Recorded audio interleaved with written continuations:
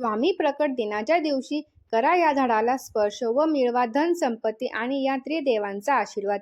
श्री स्वामी समर्थ. नमस्कार मित्र आणि मैत्रिणींनो, 31 मार्चला स्वामी प्रकट दिन येत आहे. आपण या स्वामी प्रकट दिनापर्यंत स्वामींना प्रसन्न करण्यासाठी खूप काही सेवा करू शकतो. स्वामी प्रकट दिनाच्या दिवशी दत्त तत्व 1000 पटीने कार्यरत असतं. त्यामुळे या दिवशी कोणतीही इच्छा स्वामींकडे मागितली तर स्वामी लगेच पूर्ण करतात. स्वामी समर्थांना श्री दत्त महाराजांचे तिसरे अवतार मानले जातात.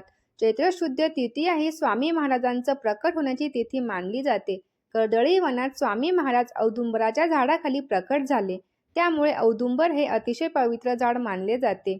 व्हिडिओ चालू करण्याआधी तुम्ही जर माझ्या चॅनलवर नवीन आहात तर चॅनलला सबस्क्राईब करा आणि व्हिडिओला लाईक करा. औदुंबराचे झाड हे दत्त महाराजांना अतिशय प्रिय होते.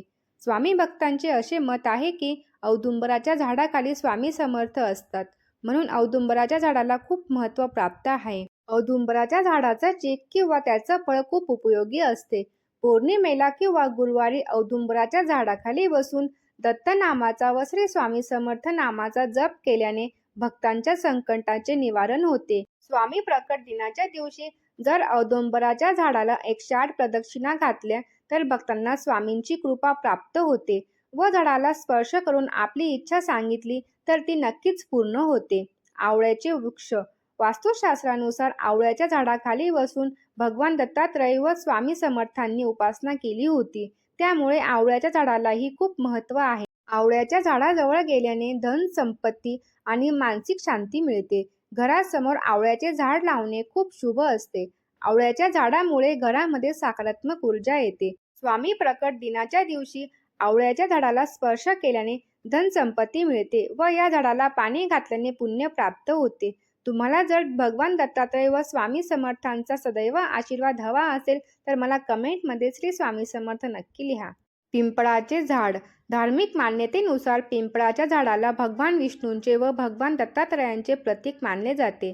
पिंपळाच्या झाडाची पूजा केल्यास पितृदोष शांती होतो आणि आर्थिक स्थिती सुधारते. जर आपलं एखादं काम पूर्ण होत नसेल तर पिंपळाच्या झाडाखाली बसून भगवान दत्तात्रय व भगवान विष्णूंना प्रार्थना करावी तर ते काम लगेच पूर्ण होते.